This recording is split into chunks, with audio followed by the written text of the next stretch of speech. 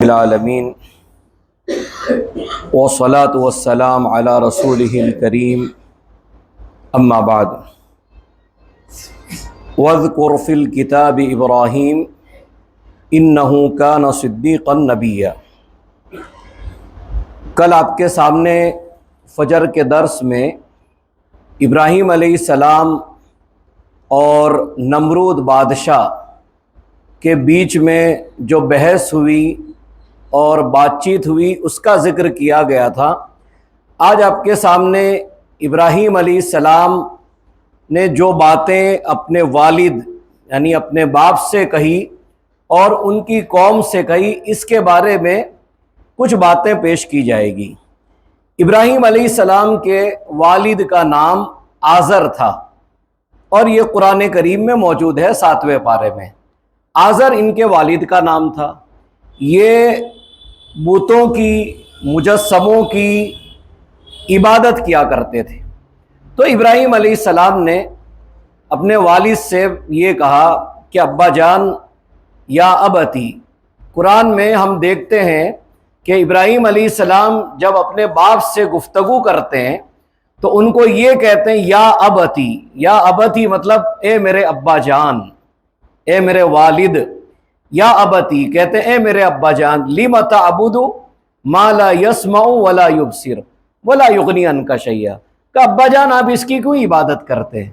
کہا یہ نہ تو سن سکتے ہیں، نہ یہ دیکھ سکتے ہیں، اور نہ یہ آپ کے کسی کام آ سکتے ہیں۔ پھر اپنے ابا سے کہتے ہیں کہ بھئی یہ نفع نقصان کے بھی مالک نہیں ہے، تو آپ عبادت اس کی کرتے کیوں ہیں؟ بلکہ آگے بڑھ کر یہ کہا اپنے ابا سے کہ ابا میرے پاس علم آ چکا ہے اور میرے پاس اس کے بارے میں معلومات ہے، تو میں یہ چاہتا ہوں کہ آپ میری بات مان لو، میں آپ کو سیدھا راستہ دکھاؤں گا، آپ شیطان کی عبادت مت کرو، کیونکہ شیطان جو ہے یہ اللہ تعالیٰ کا ہمیشہ سے دشمن رہا ہے، نافرمان رہا ہے شیطان۔ بہت سمجھایا ابراہیم علیہ السلام نے۔ تو ابراہیم علیہ السلام کہ ابا اور ان کی قوم نے یہ کہا دیکھو ہمارے باپ دادا یہی کرتے تھے، کہا ہمارے باپ دادا یہی کرتے تھے تو ہم بھی یہی کریں گے۔ تو ابراہیم علیہ السلام نے اپنے باپ سے اور اپنی قوم کے لوگوں سے کہا ارے تم لوگ کھلی ہوئی گمراہی کے اندر ہو۔ بہت سمجھایا ابراہیم علیہ السلام نے اپنے ابا کو، یہاں تک کہ ان کے ابا آخر میں یہ کہنے لگے، کہا دیکھو بہت ہو گیا، اب تم زیادہ کچھ کرو گے تو لئن لم تنتہی لارجمنک وہجرنی ملیا۔ کہا اب زیادہ کرو گے تو تمہیں پتھروں سے مار مار کے تمہاری جو ہے میں حالت خراب کر دوں گا، خوب ماروں گا تمہیں، سنسار کروں گا۔ یا دوسرا راستہ یہ ہے کہ تم خاموشی کے ساتھ اب یہاں سے چلے جاؤ۔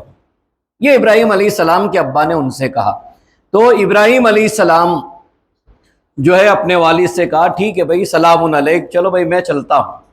ابراہیم علیہ السلام نے یہ جو بتوں کا جو معاملہ تھا تو کہتے ہیں اپنی قوم کو سمجھانے کے لیے انہوں نے یہ کیا کہ بہت سارے بت تھے ان کو توڑ دیا، اور ایک بت کو جو بڑا بت تھا اس کو چھوڑ دیا۔ اب لوگوں کو پتا چلا کہ ارے بھائی یہ بت تو ٹوٹ چکے ہیں، تو کس نے توڑا؟ تو کسی نے کہا بھائی ایک نوجوان ہے، اس کا نام ابراہیم ہے۔ کہا یہ اس نے کیا ہوگا؟ تو ابراہیم علیہ السلام سے پوچھا ارے بھائی تم نے یہ کام کیا، ان بتوں کو تم نے توڑا ہے؟ تو ابراہیم علیہ السلام نے بڑے بت کو چھوڑ دیا تھا۔ تو ابراہیم علیہ السلام کہنے لگے نہیں، بولے یہ جو بڑا بت ہے نا اس نے کیا ہے۔ کہا اس سے پوچھو اگر یہ بول سکتا ہے۔ یہ ایک چیز سمجھنے لائق ہے، کیونکہ ابراہیم علیہ السلام ان کو یہ بتلانا چاہتے تھے۔ کہا جب تم بولو نا، کہا اس بڑے نے کیا ہے، یہ جو سب سے بڑا بت ہے، کہا اسی نے یہ سب چھوٹے چھوٹے بت توڑ دیے۔ کہا اس سے پوچھو اگر یہ بول سکتا ہے۔ اس پر ان کو بڑا غصہ آیا، کیونکہ وہ تو جانتے تھے کہ یہ بڑا بت تو بول ہی نہیں سکتا ہے، بولے گا کیسے وہ؟ تو انہوں نے پھر پلان کیا کہ نہیں، کہا اب اس کا بہت ہو گیا ہے تو اس کو آگ میں ڈال دیا جائے۔ کہتے ہیں کہ ابراہیم علیہ السلام کے لیے 4 دیواری بنائی گئی، اور 4 دیواری کے بیچ میں آگ کو بھڑکایا گیا، انتہائی خطرناک آگ۔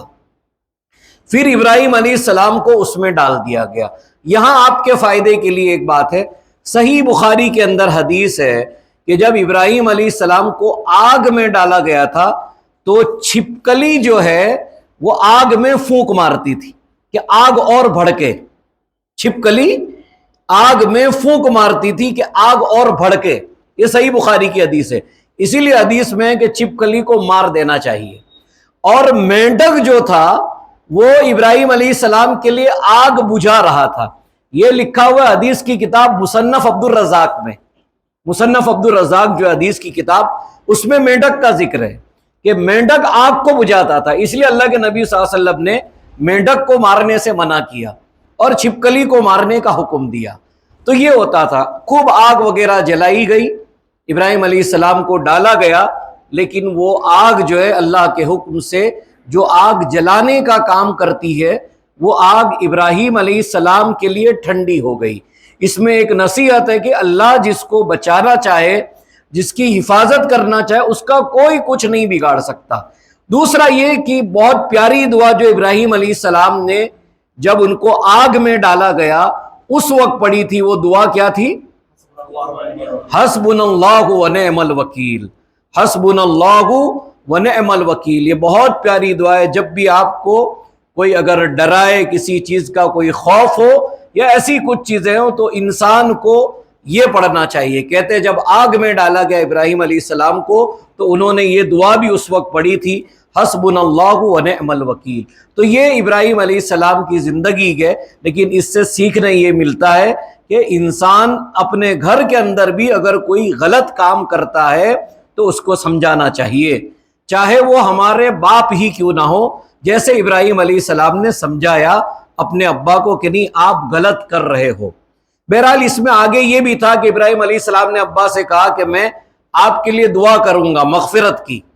لیکن اللہ تعالیٰ نے بعد میں ابراہیم علیہ السلام کو منع کر دیا. کہا نہیں ابراہیم، تمہارے ابا شرک کرتے تھے تو تم اپنے ابا کے لیے مغفرت کی دعا نہیں کر سکتے.